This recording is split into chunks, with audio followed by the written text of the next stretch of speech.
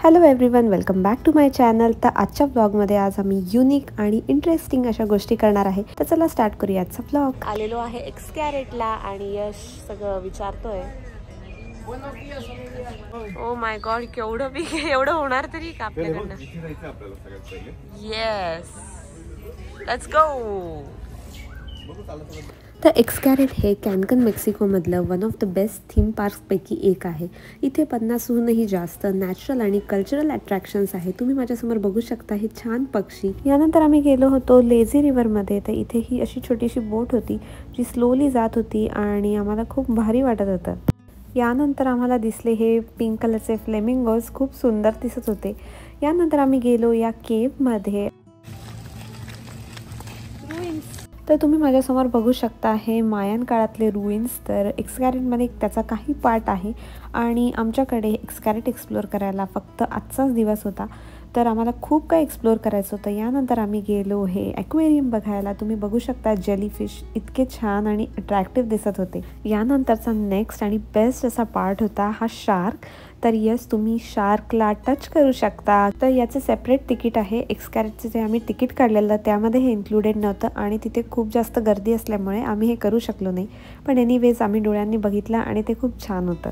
तर एक्सकॅरेट हे theme park आहे ते कॅरेबियन सीमध्येच आहे, म्हणजे अगदी सीला लागूनच आहे। तर इथे बऱ्याचशा ॲक्टिव्हिटी होत्या, अंडर वॉटर सी ट्रेक, नंतर स्नॉर्कलिंग, अशा बऱ्याचशा ॲक्टिव्हिटीज इथे होत्या। इथे स्विमिंग करायचं आहे आणि हा जे आहे इथून मागे समुद्राला कनेक्ट होतं। तर आम्ही इथे स्नॉर्कलिंग करणार होतो आणि आम्ही स्नॉर्कलिंगचे जे गेअर्स होते ते स्वतः आणले होते। अदरवाईज तुम्ही इथे रेंटवर पण घेऊ शकतात। आणि हे पाणी जास्त डीप नसल्यामुळे फर्स्ट टाईम, म्हणजे मी तरी फर्स्ट टाईम केलं आणि माझ्यासाठी स्टार्टिंगला थोडंसं घाबरवणारं होतं, पण नंतर मी आरामात इथे स्नॉर्कलिंग करू शकले। त्यामुळे फर्स्ट टाईमवाल्यांसाठी हा एक्सपिरियन्स एकदम बेस्ट आहे। आणि तुम्ही बघू शकता माझ्यासमोर इतके छान छान मासे होते। तर हा एक्सपिरियन्स खरंच अनफर्गेटेबल होता। पाण्याच्या आत गेल्यावर कसं वाटतं, हा एक्सपिरियन्स माझ्यासाठी खरंच नवीन होता आणि खूप मस्त होता। पाण्याच्या आत गेल्यावर एक जी वेगळीच शांतता मिळते ना, ती खरंच सगळ्यांनी एकदा तरी आयुष्यात अनुभवली पाहिजे।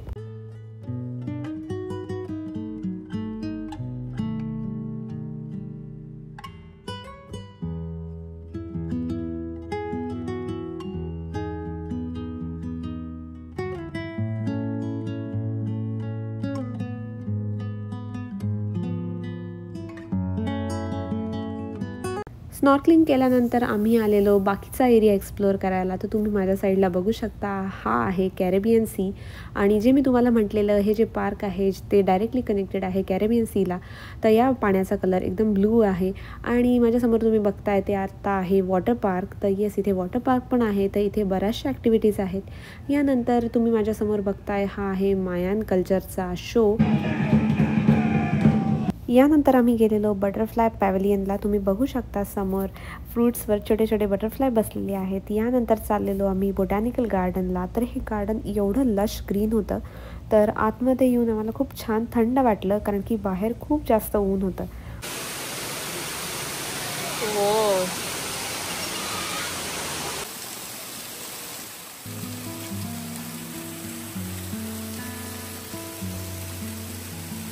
यानंतर आम्ही आलेलो एक्सकॅरेटच्या वन ऑफ द बेस्ट पार्टसाठी, ते म्हणजे इथला कल्चरल शो।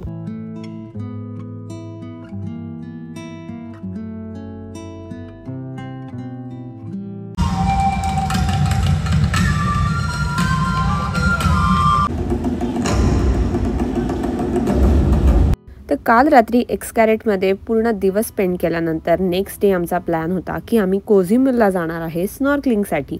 आणि ऑफकोर्स तुम्ही बघताय हे वॉटर किती छान ब्ल्यू आहे आणि याच्यामध्ये ब्ल्यूच्या वेगवेगळ्या शेड दिसत होत्या। तर आम्ही इथे प्लाया दे कार्मेन बीचला आलो आणि इकडनं आमची फेरी जाणार होती कोझिमल आयलंडला। कोझिमल आयलंड हे मेक्सिकोमधलं स्नॉर्कलिंग आणि स्कुबा डायव्हिंगसाठी फेमस असं एक आयलंड आहे। तर आम्हाला इथे बराच वेळ लागणार होता, त्यासाठी आम्ही सकाळी सकाळी उठलो, ग्रॅब केला ब्रेकफास्ट आणि निघालो होतो आमच्या डेस्टिनेशनला।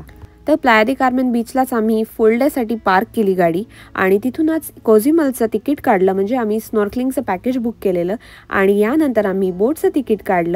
तर तुम्ही माझ्यासमोर जी बोट बघताय ती बोट आम्हाला कोझिमल आयलंडच्या एका पॉईंटपर्यंत सोडणार आहे आणि मग त्या पॉईंटनंतर आम्हाला एक छोटीशी बोट घ्यायला येईल आणि आम्हाला स्नॉर्कलिंग करायला नेणार आहे। तर आता आम्ही पोहोचलेलो आहे कोझीमल आयलंडला आणि माझ्या मागे तुम्ही बघू शकता ही डिझनीची क्रूज आणि तुम्हाला जाणवतच असेल इथल्या पाण्याचा कलर आधीच्या पाण्यापेक्षा खूप वेगळा आहे। यानंतर आम्ही इथनं कॉफी पिक केली, खायला थोडंसं घेतलं आणि बसलेलो आमच्या फायनल बोटमध्ये जी की आम्हाला घेऊन जाणार होती स्नॉर्कलिंग करायला। तर या आयलंड पासनं पर्टिक्युलरली त्यांनी एका एरियामध्ये आम्हाला नेलेलं जिथे आम्हाला स्टार फिशेस, वेगवेगळे फिशेस असे खूप काही बघायला मिळाले। तर इनिशियली मला ॲक्च्युली पाण्यामध्ये जंप करायला थोडीशी भीती वाटलेली, बट एकदा काय मी पाण्यात गेले ना की मी स्नॉर्कलिंग गिअर घातलं आणि त्यानंतर मी खाली बघितल्यावर माझी सगळी भीती गायब झाली आणि मी ॲक्च्युली खूप एन्जॉय केलं।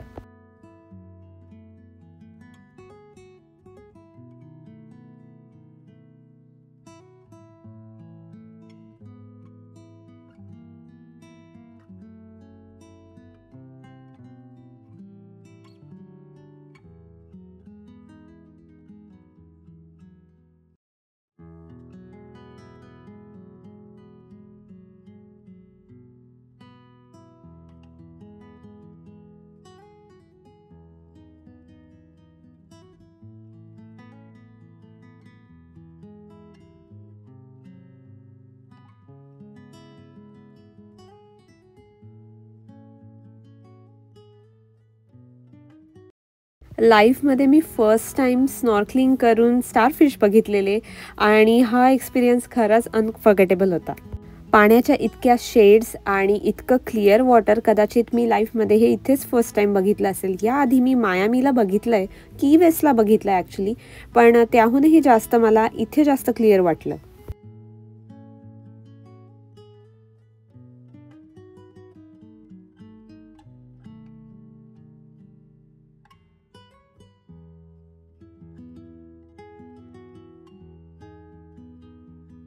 स्नॉर्कलिंग करून झाल्यानंतर आमची बोट त्यांनी एका शॅलो ठिकाणी नेलेली आणि आम्ही खाली उतरलेलो। तुम्ही बघू शकता इथे आम्हाला वाईल्ड स्टिंग्रे दिसलाय। यानंतरच त्यांनी आम्हाला इथे बोटमध्ये खायला दिलेलं चिप्स, ग्वाकामोली आणि जर कोणी सी फूड लवर असेल तर त्यांच्यासाठी फिश वगैरे असं ठेवलेलं होतं। सो ओव्हरऑलच हा एक्सपिरियन्स आमच्यासाठी खूप भारी होता। सगळं एन्जॉय करून फायनली आम्ही निघालो होतो परत। तर जाता जाता आम्हाला सनसेट दिसला आणि अजून एक क्रूज आम्हाला जाता जाता दिसली, ती पण खूप जवळून। सो ही क्रूज एवढ्या जवळून बघण्याचा माझा पहिलाच एक्सपिरियन्स होता।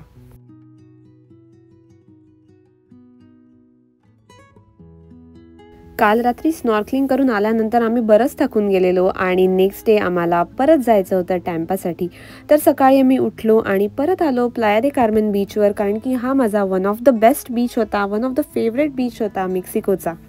तर इथेच आम्ही ब्रेकफास्ट केला एका रेस्टॉरंटमध्ये आणि थोडंसं वॉक करून घेतला, फिरून घेतला एकदा लास्ट टाईम इथून परत जाण्याआधी। यानंतर आम्ही हॉटेलच्या रूमवर गेलो, नंतर सगळी बॅग पॅक केली आणि निघालो होतो एअरपोर्टला जाण्यासाठी।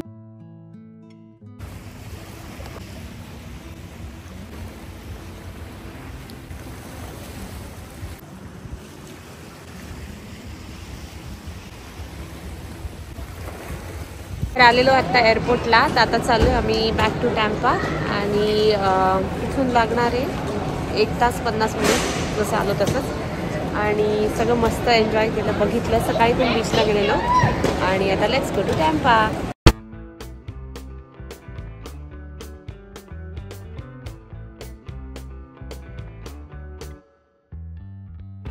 तर हा होता माझा मेक्सिकोचा लास्ट व्लॉग। याआधी पण मी बरेचसे मेक्सिकोचे व्लॉग तुमच्याबरोबर शेअर केलेले आहेत, तर तुम्हाला आवडले असतील तर नक्की माझ्या चॅनलला सबस्क्राईब करा। भेटू नेक्स्ट व्हिडिओमध्ये, तोपर्यंत बाय बाय।